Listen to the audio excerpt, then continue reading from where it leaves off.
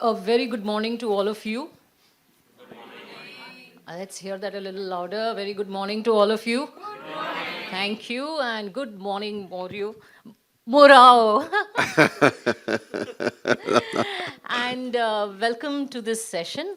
Um, Before we get started, I would like a quick show of hands, if that's okay, right?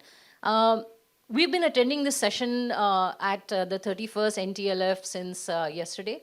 How many of you truly believe that innovation is going to change and is going to shape the next decade? A quick show of hands. Oh, that's a big number. Right? Okay, how many of you believe that you have already done something very, very innovative in your life so far? It could be anything. Show of hands. Oh, come on. Be kind to We were yourself. expecting more people here. Be kind to yourself. Yes. Okay, great. Thank you. And how many of you know that magic formula to translate any idea into a successful innovation? There you go. I told you there is a reason why this session has been very thoughtfully incorporated in the agenda. Innovation is a buzzword across the globe since many years, really, but it's not about doing a lot of things. It's not about doing a lot of different things. It's about doing things differently. If you look at the dictionary definition or the Wikipedia definition of innovation, or should I say, should we ask ChatGPT, the definition, it would read something like this. Innovation is the practical implementation of ideas that results into new products and services or improves existing products and services. So what you hear is improvement, practical, products, new services, but there's something very important that is not there. Any guesses? Idea, creativity, idea, something else?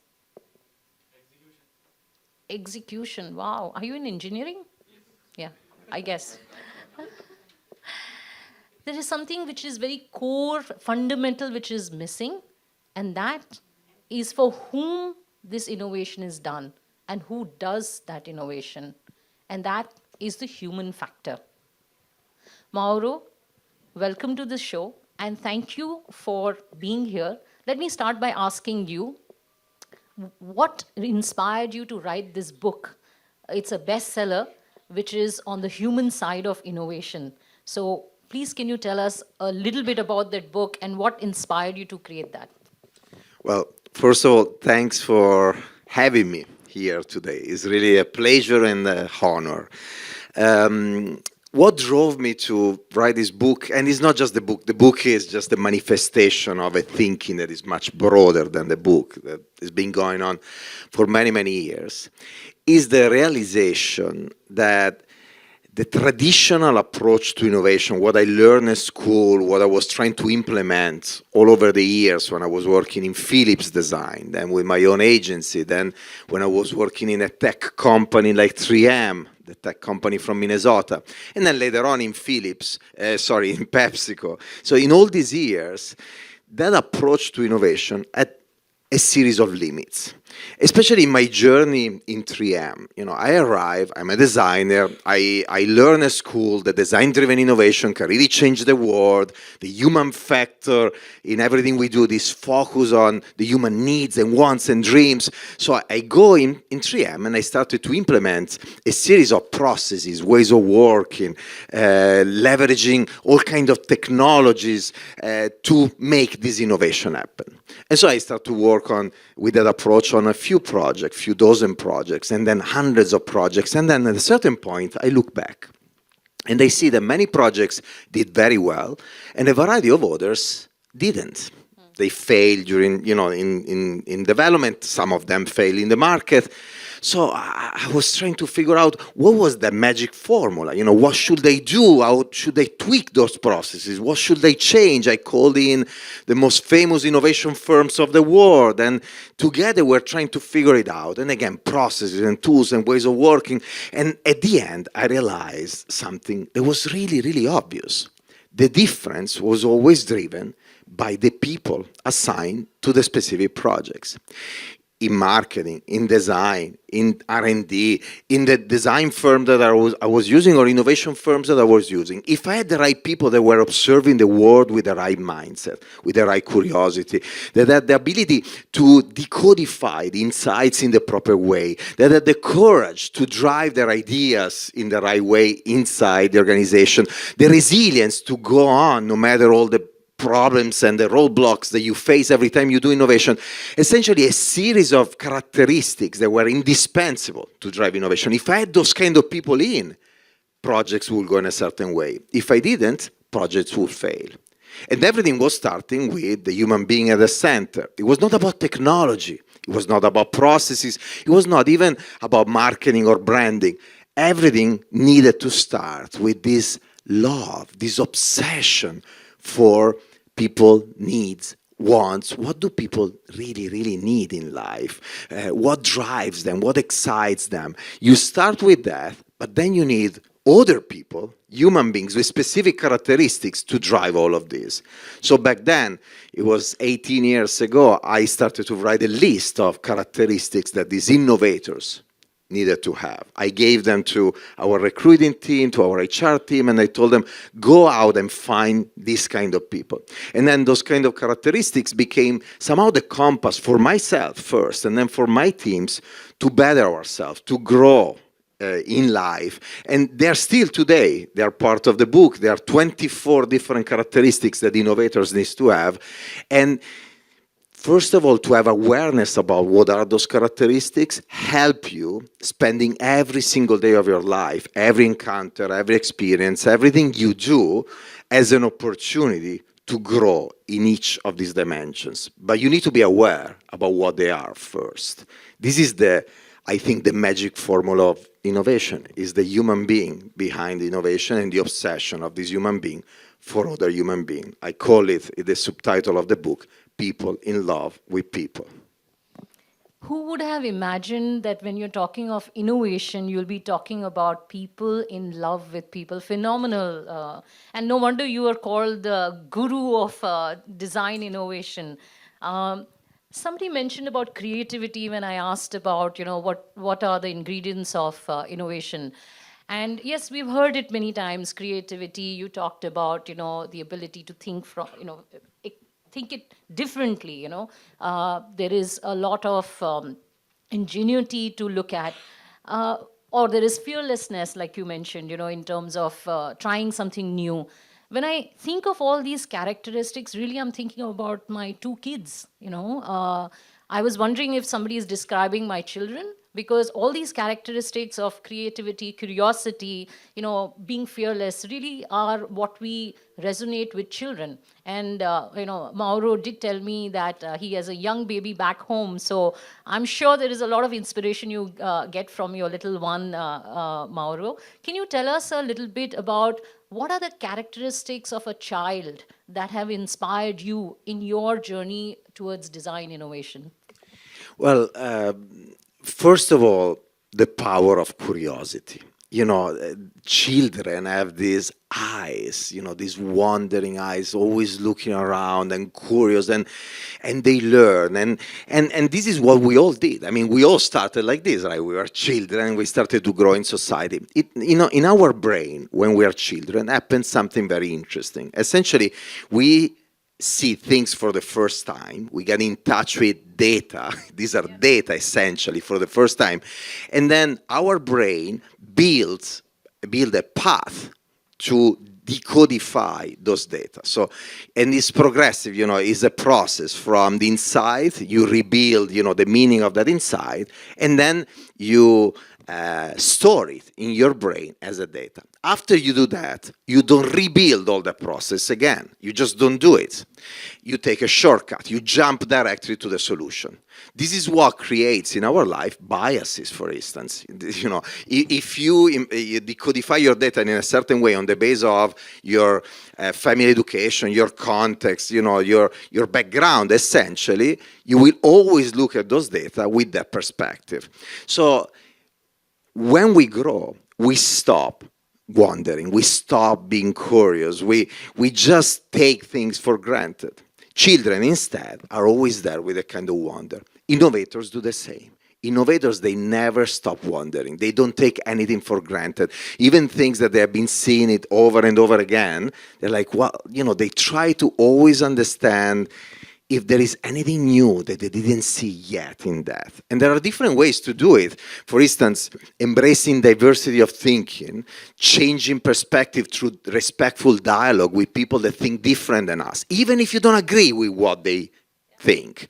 It's just a matter of changing perspective. And maybe, is your perspective combined with the other perspective that create a third innovative perspective. It's not my perspective superior to yours or yours superior to mine. It's the combination of the two, the blending of the two that creates something that didn't exist before. So children teaches us, first of all, this idea of curiosity. They also teach us a methodology to drive that curiosity, to drive discovery, to drive innovation. It's the same methodology that the philosopher use. And it's very simple. It's all about asking yourself and asking people why. Don't take anything for granted. Ask why. And when you get the first answer, ask why again, and why again, and why again, and again, and again, and again.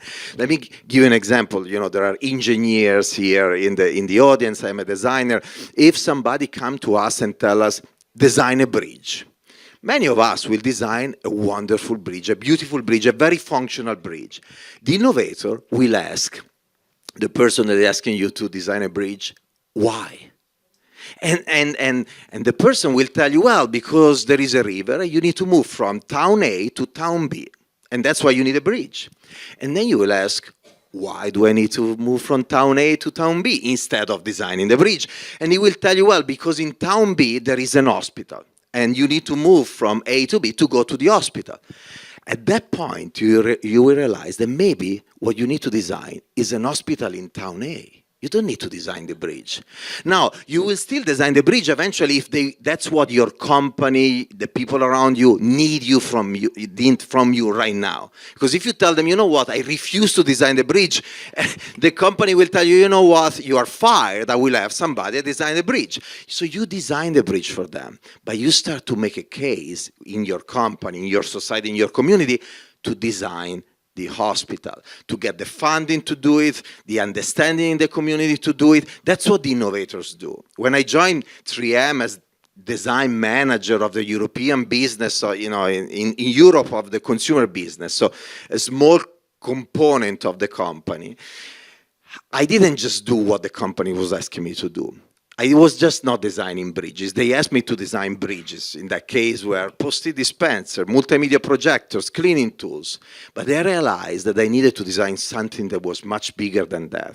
I needed to redesign the culture of innovation of that organization, focusing on human beings with a different kind of approach, so that could enable the design of many other things that the company needed. And the same in PepsiCo, asking yourself all the time, why? And then finally, I will close, else I go on and on and on. The children have fun in doing that. They love it. Without showing you the video, I just posted a video of my baby. She's 10 months old in my Instagram. And she's in my arms and she's looking around, very curious, and then play with her hat. For the first time ever, she realized that she could play with the hat up and down, and laughing and enjoying it. And it's contagious. Fun and joy is so contagious. It's one of the most contagious emotions in life. You look at the video and you feel that joy. And so this is what we need to do. We need to enjoy what we're doing. There is a beautiful book called Emotional Intelligence that many of you know, from Daniel Goleman, written 2 decades ago. In the book, Daniel mentioned this study done, once again, on children, gifted children in the United States. And so these were children who were really good at mathematics, and music, sport, in different fields. They have been monitoring them for many years, from children to adulthood. Many of them have been very successful in life. Many others somehow failed. Some of them became even homeless. And so they tried to understand what was really making the difference. Because intellectually, they were all really gifted. Well, the conclusion is that emotional intelligence made the difference. So you can read the book if you didn't read it yet. But there was one component of this emotional intelligence, one variable that was really consistent in the one that made it, and that was missing in the one that didn't. And it was the joy of what they were doing, the love for what they were doing. So ask yourself, am I loving what I'm doing? Forget the goal and the material. This society teaches that you need to be successful, you need to have a goal, and even if it's tough, you'll get there.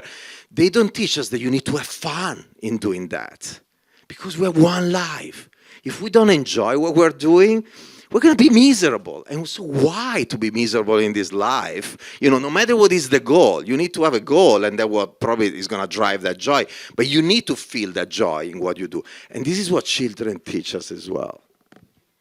First and foremost, your energy is so infectious. I can see almost everybody smiling out there, and I can see so much more heads nodding. So, our children, yes, but your energy is very infectious, and clearly the child in you is very much alive. It's very interesting that you say fun is one of the big main ingredients in a successful life. At Capgemini, where I work, fun is one of our core values. We have 7 values, and fun is one of the core values that we celebrate. And it's also been one of our core values since 55 years, since the time the organization was set up. And I couldn't agree more. When we see our employees and when they come to office, we have a structured way in which we engage with them. Those who are happier, those who find meaning, in things beyond just coding, are the ones who really climb the ladder and also lead more enriched life. So, very happy to know that this is the ingredient. I will make sure that we continue to invest in our value of fun. The other thing that I really liked is, what you spoke about a child. It's unfortunate, that we actually, once we stop being a child when we grow up. Actually, it is the fact that we start getting older when we stop thinking as being a child. So we need to keep the child in us alive at all times. Mauro, you are the design head, right? So you lead all the designs at PepsiCo, and that's a humongous responsibility for a brand your size, and the way it impacts so many consumers across the globe. But design in innovation is often not a very talked about subject, though it directly impacts the brand, and it's really where the experience and aspiration of the consumer touch each other. So tell us a little bit more about how you have brought in innovation in design, and hence really created PepsiCo as a brand that is an aspirational brand. So many of us look up to it. So tell us a little bit more about the design part in innovation. Well, for many years I tried to explain what design was in so many different ways, and I would have people in the companies I was working for, or even in conferences, nodding and be like, "Oh yeah, we understand." But the reality is that I know they were not really understanding. You could see from what they were doing after I was talking about this. And the most powerful way to show design is just doing it, and then they get it, and they're like, "Okay." But if often, like in this case, they asked me to explain it. So years ago, I explained it in a way to a person that I realized it was kind of impactful. This person got it. So this is how I explain every time what designers do. Is essentially everything that we do is explained through what we study at school. As a designer, I studied in Polytechnic of Milano design. You study in 3 different dimensions. You study the human beings. So you study semiotic, semantic, you study human science, anthropology. So they teach you to analyze people and understand what they feel, what they think, and how they behave. Then they teach you, and when I say teach you, it's 5 years with books like this and exams. It's not just, it's not light. Sorry, but and we thought only medicine and engineering is tough. No. But by the way, it's fun, by the way, also. The second dimension that you study is the world of business, marketing, macroeconomics, branding. Again, 5 years with books like this and exams. And then they teach you, starting with all the world of science and technology. So starting with the basics, mathematics and physics, then there is material science, there is digital technologies, and blah, blah, blah, all kinds of softwares. And then for 5 years, they ask you to work with companies, big and small, in projects where you need to combine the three dimensions to design solutions, products, services, brands. We call it design, but in reality, what I just described is what many companies call innovation. Essentially, the three dimensions are the three lenses of design thinking: desirability, the human being; feasibility, the world of technology; and viability, the world of business. So this is what you study as a designer, the three dimensions, and then they teach you essentially to become a facilitator, a connector, with this obsession on people, on the human being. Everything starts with that love for people, and then you connect the dots of all the other dimensions. You're not going to be the expert engineer. You're not an expert in biology or chemistry. You're not an expert in marketing or finance, but you're somebody that knows how to talk all the languages and connect the dots. And this is what innovation is about. And there is no other school that formally teaches you all these dimensions. If you study science, engineering, technology, probably you don't study anthropology and human science. If you study business and marketing, probably you don't study with the same depth mathematics or physics. So designers are trained in this. The problem is that they get out of school. They go to companies. In companies, the industry, society, put you in a niche and tell you, do the aesthetic of the products. And so they do it because that's the only job that they can get. And after a few years, they forget what they learn at school. Unless you're somebody like me, or like, I don't want to do that. I'm going to give you the aesthetic of the product. This is what you're asking me, company. But I'm going to leverage what I learn at school, in my community, and I'm going to try to build a new capability in this company. And I was one of the lucky ones that was able to do it. It doesn't, you may have the talent and the vision, but eventually, you are in the wrong place, in the wrong moment. So I was lucky and privileged, and it happened. In 3M, I built that capability from scratch, and then I went to PepsiCo, and I did it again. The designing these companies in 3M, in PepsiCo now, is not aesthetic of products, it's not pretty packaging. It's really a culture of innovation focused on the human being, connecting the dots of these three dimensions. There is one last component of this. When you study design, they teach you to create something meaningful for people.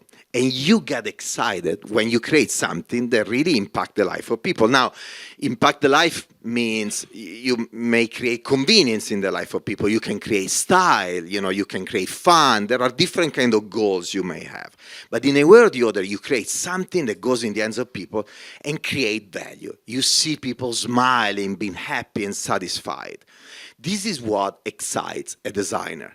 Then they tell you, by the way, you also need to make money with it. They teach you also tools to make money. But what drives you is to create something amazing for people. In fact, if you work for a company that creates mediocre products, even if they make tons of money, because of the barrier to entry that they have, the scale of the industry, you're not happy as a designer. And by the way, your career is not going to progress too much. You are as mediocre as the products that you design as a designer. If you are a business leader, and now I'm going to be a little bit provocative and extreme, but they teach you at school to grow a business from A to B. Then they tell you, by the way, there is a lever called product.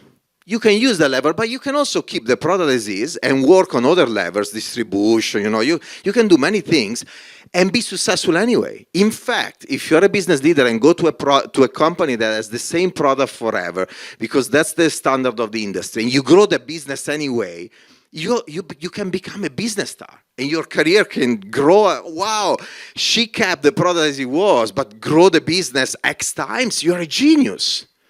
So there is this big difference. Now, what is happening in society now, though, is making the design thinking approach to business indispensable. Because while in the past you may afford to be successful with products that were okay, if you are leveraging other levers, again, scale is one of those typical levers, or eventually technology protected through patents, today you can't afford that anymore. You need to be extraordinary in all the different dimensions, or somebody will come in your industry, because those big barriers to entry made of scale of production, communication, and distribution we used to have in the past past are not there anymore under the winds of globalization, new technologies, digital media. So excellence is important, and this design thinking / human-centered approach to everything we do, every single dimension, is fundamental. You can have a great product, a great brand, but it's not sustainable, it's not purposeful, your competitor will enter exactly there. You need to have a great product, great branding, sustainable, purposeful, and anything else, because this one weakness is enough for your competitors to arrive. This was not the case 20 years ago. What a phenomenal insight, and I'd just like to replay this all in my mind. It's so design thinking is core, it has a human element. There are 3 dimensions, so when you're designing, it's not just one that you can, look at for success. You spoke about sustainability, and I just want to make sure that we, get a little bit more from this conversation. So I'm going to make these questions a little sharper for you. You spoke about sustainability. So food and beverages organizations like yourself are often challenged and questioned, in terms of how sustainable they are because of the packaging, plastic bottles, nutrients, what goes into the food products. As a conscious brand, how do you bring in sustainability as the core to your design in the innovation of the products? Well, it's not an option anymore, and it's not because of the society we live in today, what I just described earlier. Essentially, today, anybody can come up with an idea, get readily easy access through funding, through this proliferation of incubators and funds looking for the next big idea. The cost of manufacturing is driven down by new technologies and globalization as well. And then you can go straight to your end users through e-commerce to sell them your products, and through social media to create your brand and ecosystem of communication. So essentially, all of this is creating a situation where anybody can go and compete with PepsiCo, as an example. This was not the case a few years ago. And so what do? All these people trying to understand how to take down Pepsi, Lay's, and all these brands. Well, they try to understand what are the needs and wants of people out there, the frustration, what the unmet needs or the unarticulated needs.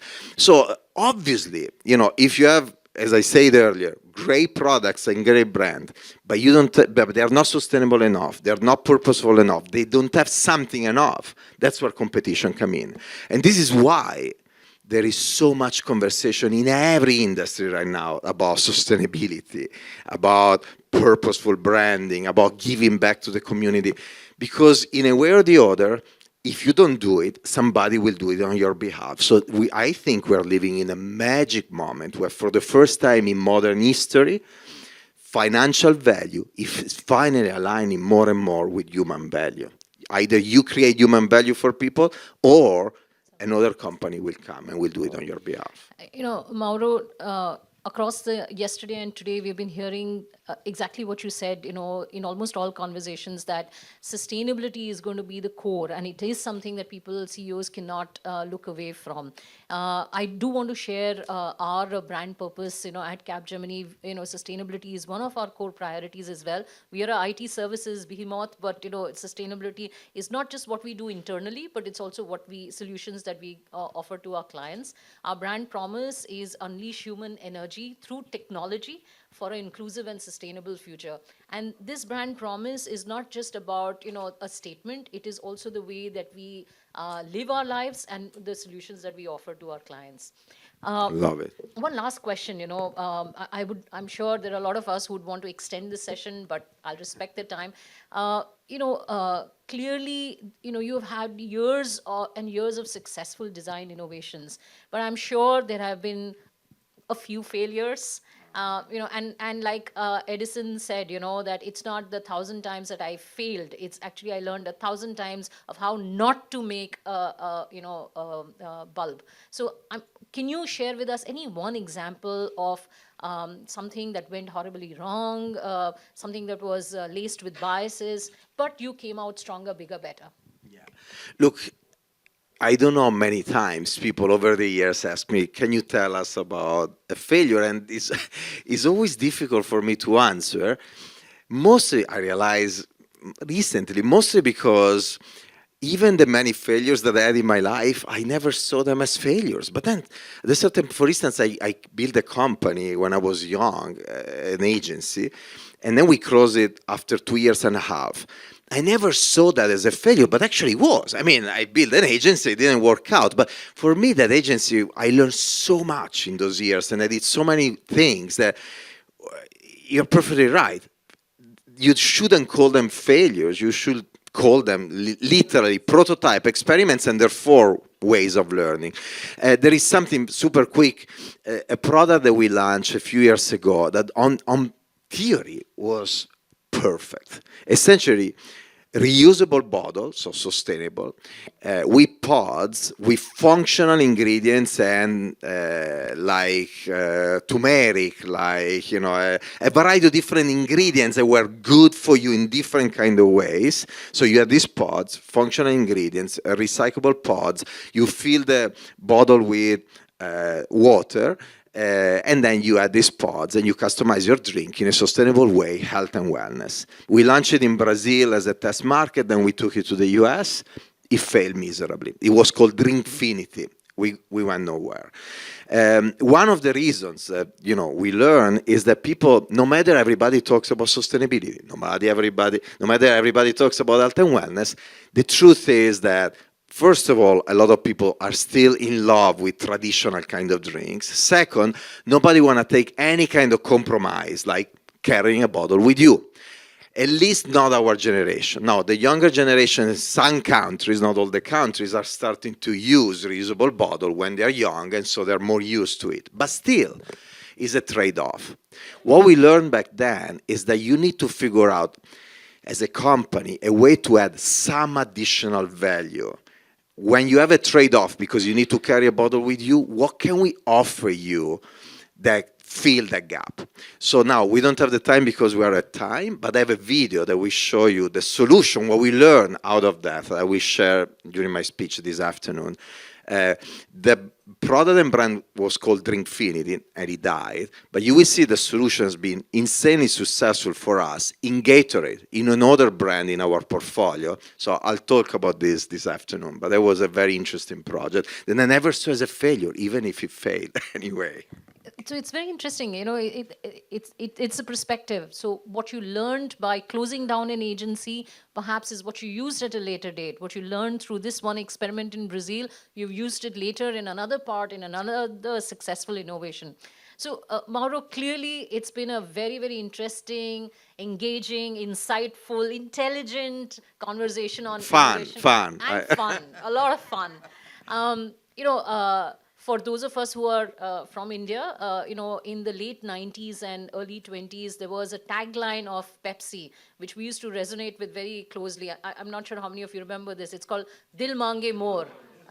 There you go. So, you know, I'm sure this session will end with this feeling that Dil Mange More, which for you, if I have to translate, means the heart desires more. So we'd love to hear more from you, but for now, thank you so much for joining us. And I do hope, you know, this 25, 30 minutes, you know, you walk out of this room with a little more confidence of what you know about innovation, a little bit more after busting a few myths about what's the key ingredient for innovation and how design thinking and design is critical in the way we, you know, approach any innovation. Thank you very much. Totally a pleasure, Mauro. Thank you, Sarika. Thank you. One sort of a sign-off line, if I may. Of course, Mauro, you know, this time couldn't be better. We are a set of Indians sitting here. Innovation is almost in the DNA, in our DNA. And we call that with a word called jugaad. Jugaad.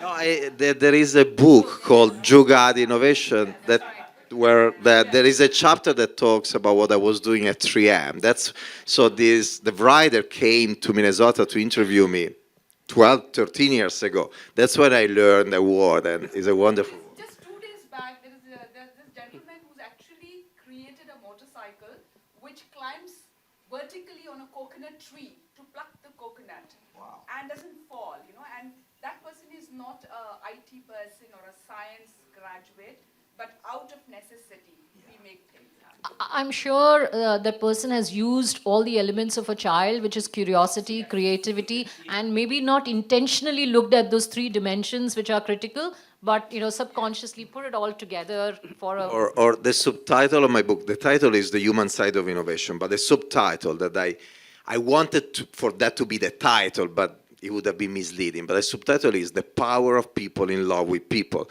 Three dimensions of love that this gentleman had. One was the love for the people you serve, really being obsessed with, he was probably serving himself and his community. Then the love for what you do, having that fun, enjoying what you're doing. And then the love for the people around you. He didn't do it by himself, probably. He had to take other people with him, expert in technology, expert in business. So it's a team effort all the time. And love, bringing others with you with passion and kindness and respect is key for that. Thank you. For more interesting content, like, comment and subscribe to our NASSCOM YouTube channel.